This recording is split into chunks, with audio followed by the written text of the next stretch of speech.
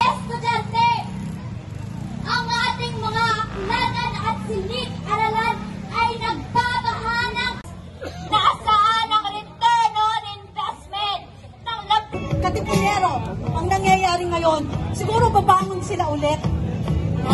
Ngunit hindi